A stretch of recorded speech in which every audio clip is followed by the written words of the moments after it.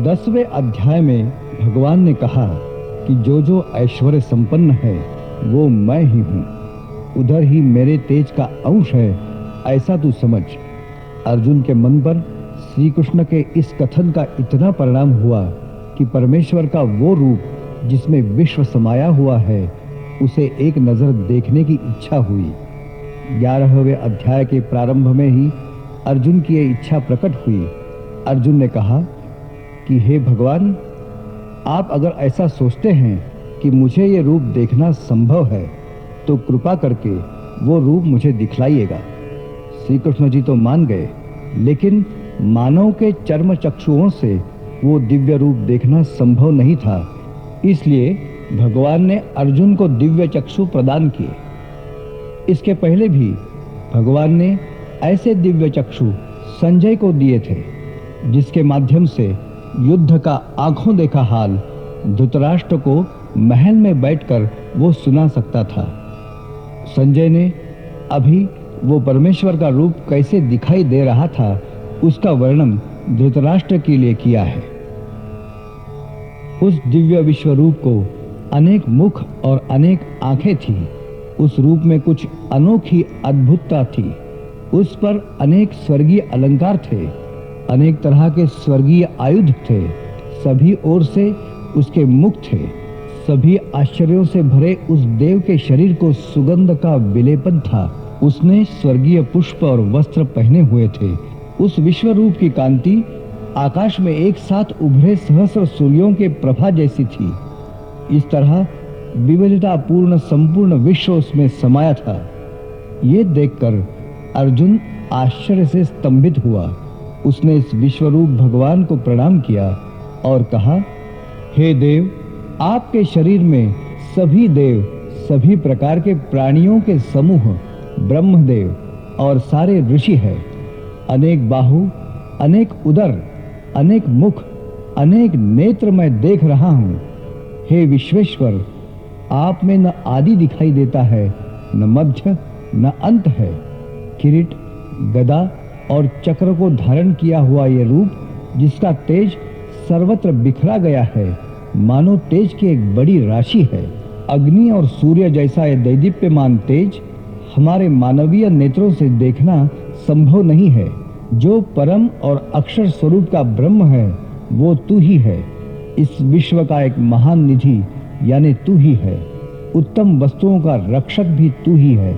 अर्जुन आगे कहते हैं, आकाश और पृथ्वी में जो अंतर है उसमें आप ही छाए हैं। तीनों विश्व के लोग इस रूप से भयकंपित हो गए हैं। ये देवगण भय से हाथ जोड़कर आपकी प्रार्थना कर रहे हैं। ऋषिगण आपका स्तवन करते हैं। ये रूप देखकर मुझे भी डर लग रहा है। आकाश को जाकर मिलने वाला, अत्यंत तेजस्वी, अनेक वर्णों का विस्तृत मुख वाला, तेजोमय विशाल नेत्रों से पूर्ण ये रूप देखकर सचमुच मैं घबरा गया हूँ। अभी मुझे दिशाओं का ज्ञान नहीं है। मनुष्य लोगों में जो शूरवीर है वो सब आपके मुंह में प्रवेश करते हुए मैं देख रहा हूँ, जैसे नदियां समुद्र में वेग से प्रवेश करती है। आपका ये तेजस्वी संपूर्ण विश्व रूप आपके उग्र तेज को सभी ओर फैला रहा है। ये उग्र रूप धारण करने वाले आप कौन हैं? ये कृपा करके मुझे बतलाइए। भगवान ने कहा, लोगों का नाश करने वाला, लोगों का एक ग्रास करने के लिए चला, वृद्धिंगत हुआ मैं काल हूँ। तूने अगर कुछ भी नहीं किया तो भी सैन्य में खड़े ये योद्धागण बचने वाले नहीं हैं। उठो, शत्रुओं पर विजयी होकर कीर्तिमान बनो, समृद्ध राज्य का उपभोग लो। द्रोण, भीष्म, कर्ण, जयद्रथ, इन सभी को मैंने पहले ही मार दिया है। तुम केवल निमित्त मात्र हो। ये सुनकर गदगद स्वर में अर्जुन हाथ जोड़कर बोलते हैं, हे देवाधिदेव, आप ही तो सत और असत है। इन दोनों के परे जो अक्षर तत्व है वो भी आप है। मैं आपको पुनः पुनः प्रणाम करता हूँ। हे देव, आपकी ये महिमा ना जानते हुए आपको मित्र समझकर मैंने जो आपको ए कृष्ण, अरे यादव, ऐसा कहकर मर्यादा का उल्लंघन किया है। उसके लिए कृपया मुझे क्षमा कीजिएगा। आपके साथ आहार विहार करते समय, सोने में, बैठने में, अकेले में या अनेक लोगों के बीच आपकी अवहेलना या मजाक किया है, तो उसके लिए भी कृपा करके आप मुझे क्षमा करें। आप ही सब लोगों के पिता हैं। मुझे आप पूज्य है, सर्वश्रेष्ठ गुरु है। आपका ये रूप पहले कभी मैंने देखा नहीं था, इसीलिए मुझे आनंद भी हो रहा है और एक तरह से मैं भयभीत भी हो रहा हूँ। अभी कृपया मुझे वो आपका शांत स्वरूप फिर से दिखाइएगा। किरीट, गदा और हाथ में चक्र धारण किया हुआ वो चतुर्भुज रूप। भगवान ने पुनः आपका वो चतुर्भुज रूप दिखलाया और कहा, हे अर्जुन, मत घबराओ, भय छोड़ दो, शांत चित्त से मेरा ये रूप पुनः देख लो। अर्जुन ने वो रूप देखा और वो पहले जैसा ही शांत हो गया। भगवान ने आगे कहा, मनुष्य को जो जो काम करने पड़ते हैं वो वस्तुतः परमेश्वर के ही हैं। ऐसा समझकर जो आदमी काम करता है वो परमेश्वर के ही पास जाता है।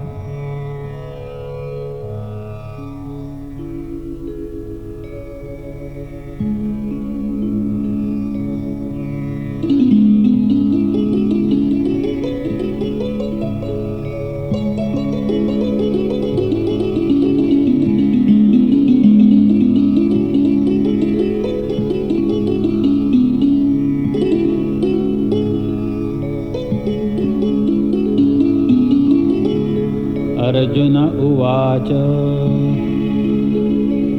मदनुग्रहाय परमं गुह्यमध्यात्मसंज्ञितं यत्त्वयोक्तं वचस्तेन मोहोऽयं विगतो मम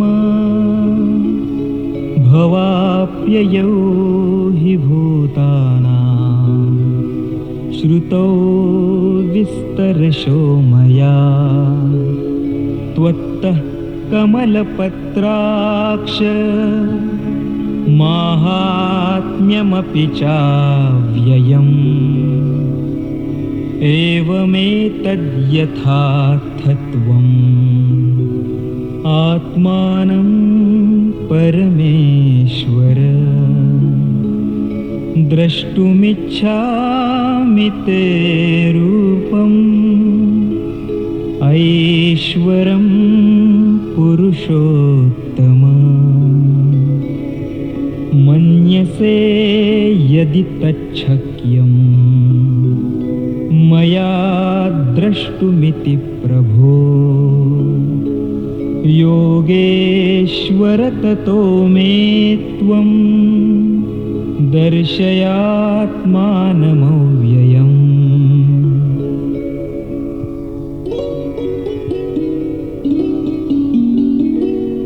श्री भगवानुवाच पश्य मे पार्थरूपाणि शतशोथसहस्रशः नानाविधानि दिव्यानि नानावर्णाकृतीनि च पश्यादित्यान् वसून् रुद्रान् अश्विनौ मरुतस्तथा बहून्यदृष्टपूर्वाणि पश्याश्चर्याणि भारत इहैकस्थं जगत्कृत्स्नं पश्याद्य सचराचरं मम देहे गुणाकेश यच्चान्यद्द्रष्टुमिच्छसि न तु मां शक्यसे द्रष्टुम् अनेनैव स्वचक्षुषा दिव्यं ददामि ते चक्षुः पश्य मे योगमैश्वरम्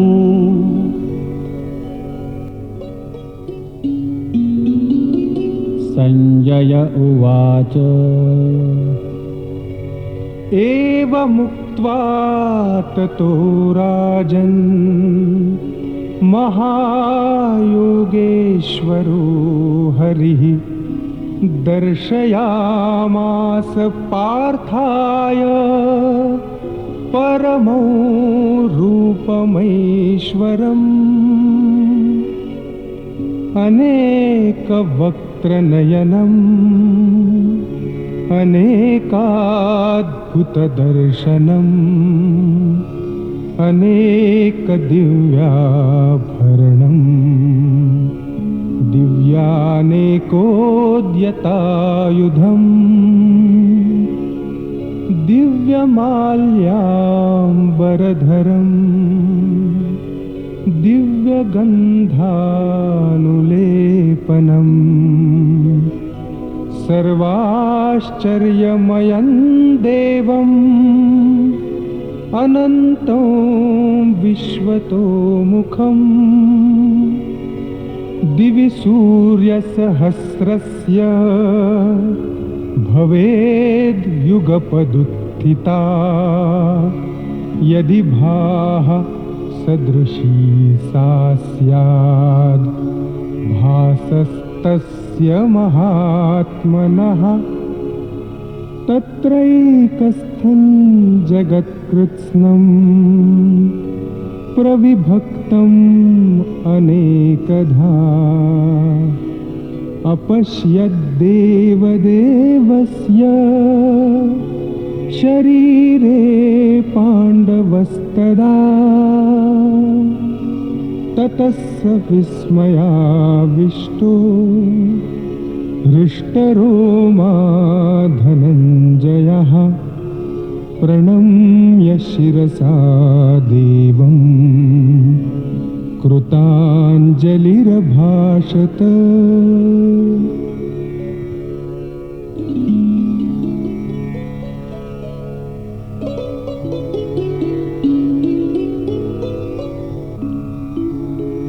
अर्जुन उवाच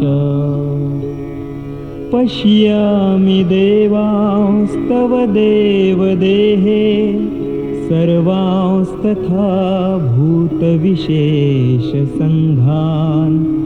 ब्रह्माणमीशं कमलासनस्थं ऋषींश्च सर्वान् उरगांश्च दिव्यान् अनेकबाहूदरवक्त्रनेत्रं पश्यामि त्वां सर्वतोऽनन्तरूपं नान्तं न मध्यं न पुनस्तवादिं पश्यामि विश्वेश्वर विश्वरूप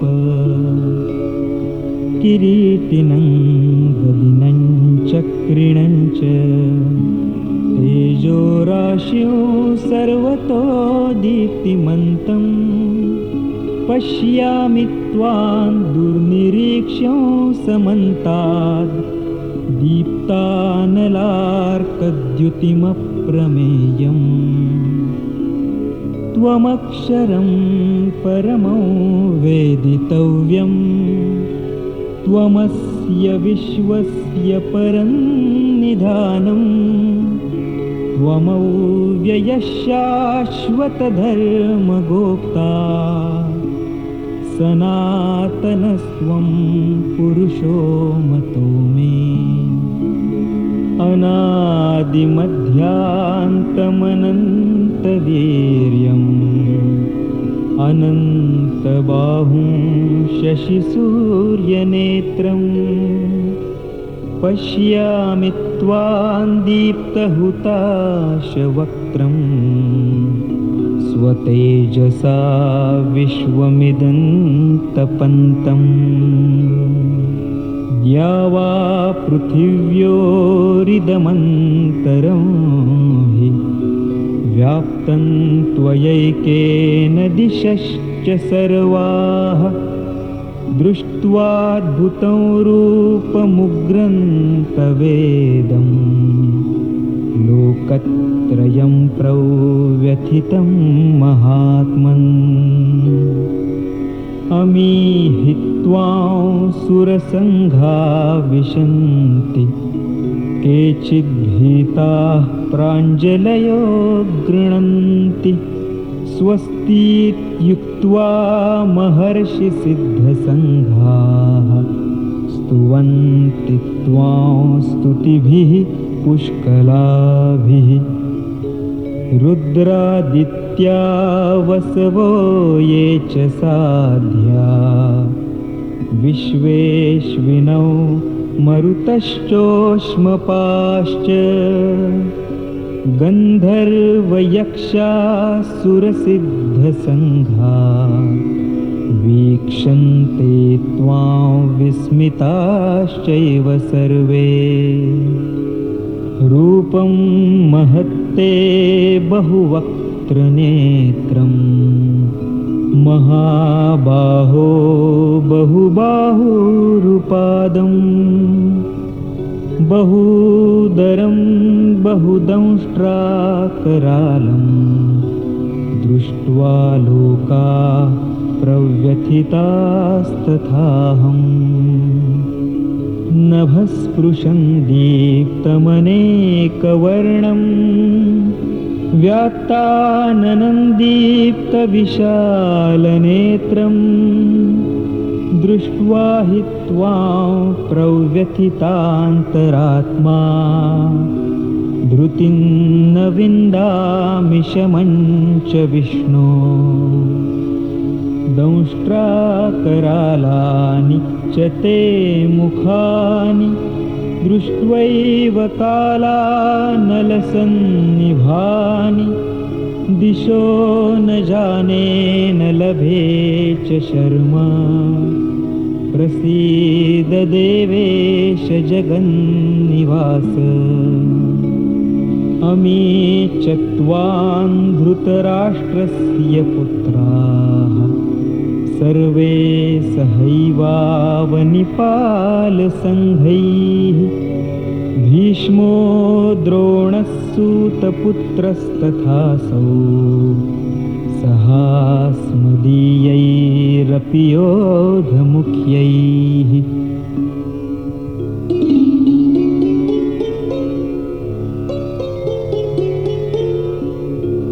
वक्त्राणि ते त्वरमाणा विशन्ति दंष्ट्राकरालानि भयानकानि केचिद्विलग्ना दशनान्तरेषु सन्दृश्यन्ते चूर्णितैरुत्तमाङ्गैः यथा नदीनां बहवोऽम्बुवेगाः समुद्रमेवाभिमुखा द्रवन्ति तथा तवामी नरलोकवीरा विशन्ति वक्त्राण्यभिविज्वलन्ति यथा प्रदीप्तं ज्वलनं पतङ्गा विशन्ति नाशाय समृद्धवेगाः तथैव नाशाय विशन्ति लोकाः तवापि वक्त्राणि समृद्धवेगाः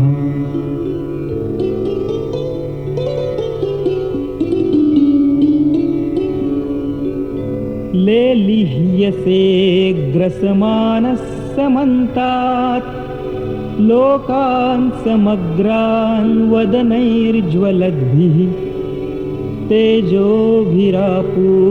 जगत्समग्रं भासस्तवोग्राः प्रतपन्ति विष्णो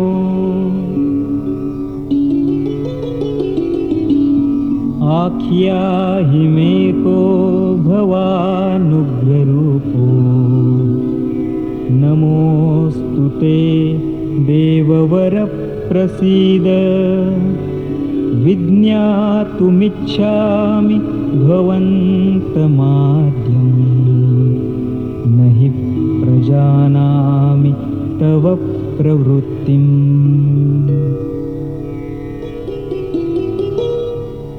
श्रीभगवानुवाच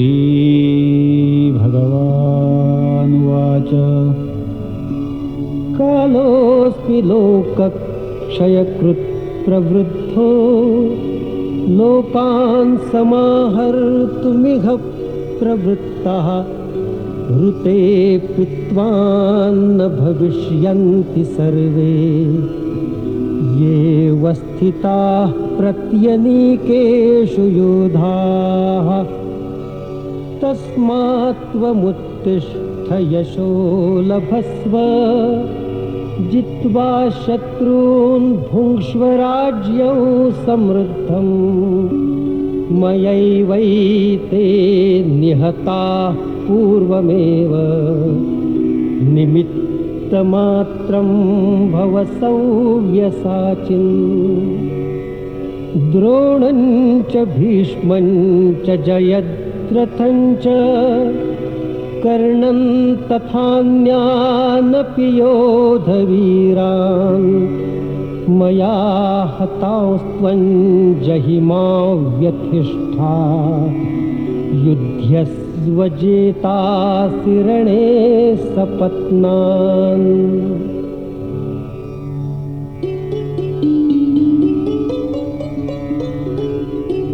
संजय उवाच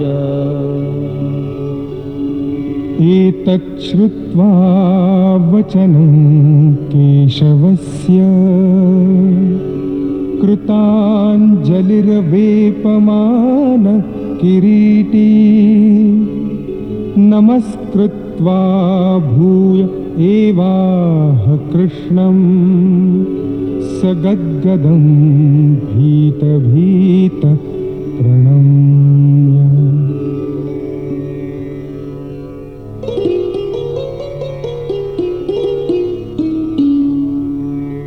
अर्जुन उवाच स्थाने ऋषिकेश तव प्रकीर्त्या जगत्प्रहृष्यत्यनुरज्यते च रक्षांसि भीतानि दिशो द्रवन्ति सर्वे नमस्यन्ति च सिद्धसङ्घाः कस्माच्च तेन न मेरन्महात्मन् गरीयसे ब्रह्मणोऽप्यादिकर्त्रे अनन्तदेवेश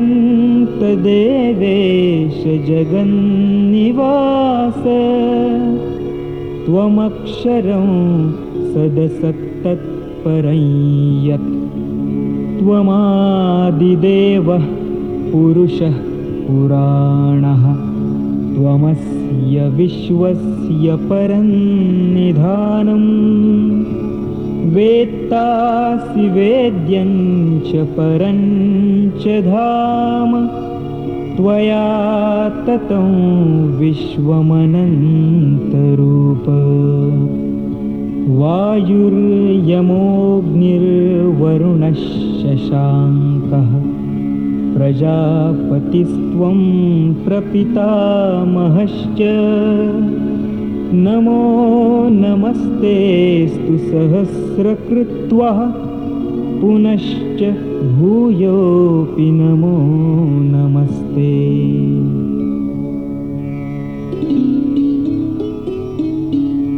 नमः पुरस्तादथ पृष्ठतस्ते नमोऽस्तु ते सर्वत एव सर्व अनन्तवीर्यामितविक्रमस्त्वं सर्वं समाप्नोषि ततोऽसि सर्वः सखेति मत्वा प्रसभं यदुक्तम् हे कृष्ण हे यादव हे सखेति अजानता महिमानन्तवेदं मया प्रमादात् प्रणयेन वापि यच्चावहासार्थमसत्कृतोऽसि विहारशय्यासनभोजनेषु एकोऽथवाप्यच्युत तत्समक्षम् तत्क्षामये त्वाम् अहमप्रमेयम् पितासि लोकस्य चराचरस्य त्वमस्य पूज्यश्च गुरुर्गरीयान् न त्वत्समोऽस्ति अभ्यधिकः कुतोऽन्यः तत्रयेऽप्यप्रतिमप्रभाव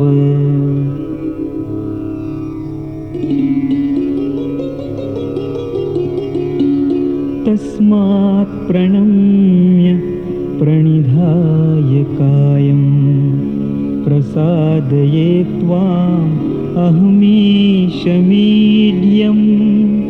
पितेव पुत्रस्य सखेव सख्युः प्रियः प्रियायार्हसि देव सोढुम् अदृष्टपूर्वं हृषितोऽस्मि दृष्ट्वा भयेन च प्रव्यथितं मनो मे तदेव मे दर्शय देवरूपं प्रसीद देवेश जगन्निवास किरीटिनं गदिनं चक्रहस्तम् इच्छामि त्वां द्रष्टुमहं तथैव तेनैव रूपेण चतुर्भुजेन सहस्रबाहो भव विश्वमूर्ते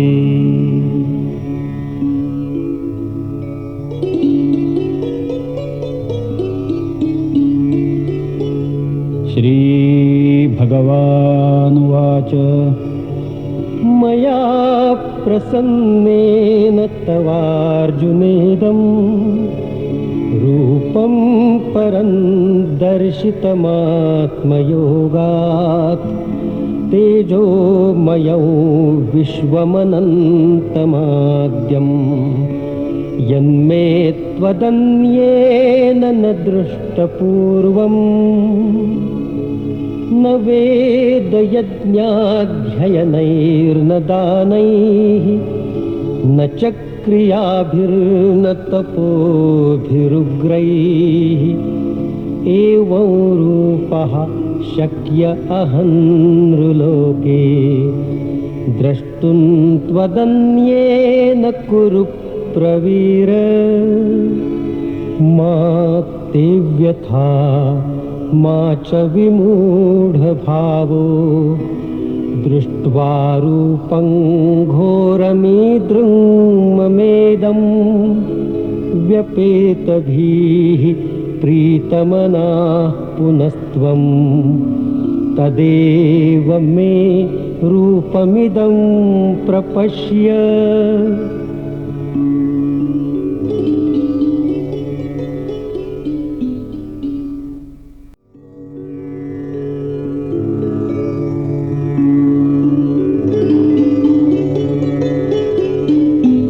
संजय उवाच इत्यर्जुनं वासुदेवस्तथोक्त्वा स्वकं रूपं दर्शयामास भूयः आश्वासयामास च भीतमेनं भूत्वा पुनः सौम्य वपु महात्मा अर्जुन उवाच दृष्ट्वेदं मानुषं रूपं तव सौम्यं जनार्दन इदानीम् अस्मि संवृत्तः सचेताः प्रकृतिं गतः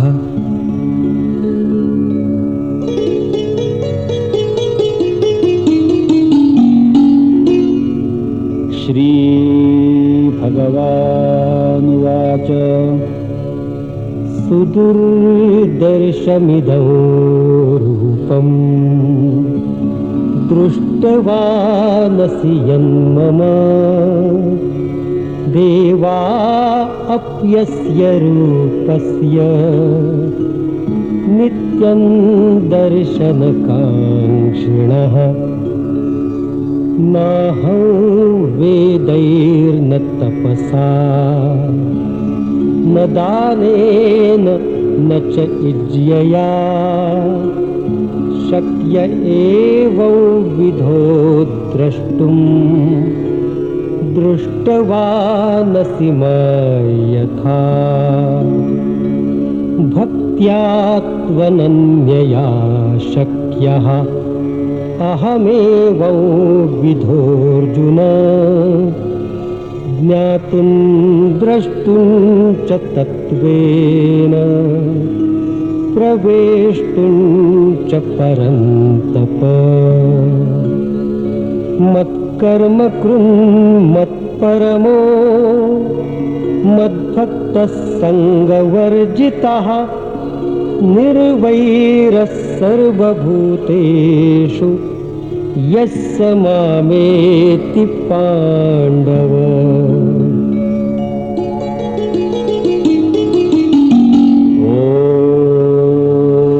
ॐ तत्सदिति श्रीमद्भगवद्गीतासु उपनिषत्सु ब्रह्मविद्यायां योगशास्त्रे श्रीकृष्णार्जुनसंवादे विश्वरूपदर्शनयोगो नाम 11ोऽध्यायः।